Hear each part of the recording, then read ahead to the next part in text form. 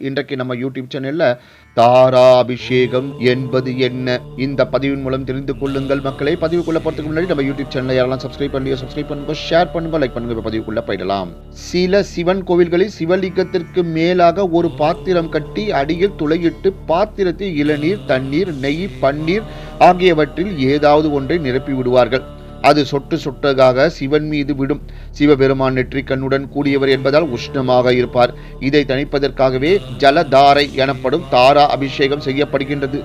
ஒரு செப்பின் கீழ் துளையிட்டு உள்ளே தண்ணீரை நிரப்பி விடுவர். அது சொட்டு சொட்டாக லிங்கத்தின் மீது விடும். இதுவே ஜலதாரை. இந்த பூஜையால் குழந்தைகள் இல்லாதவர்களுக்கு சந்தான விருத்தி ஏற்படும். எல்லா நலனும் உண்டாகும், நோய்கள் நீங்கும்.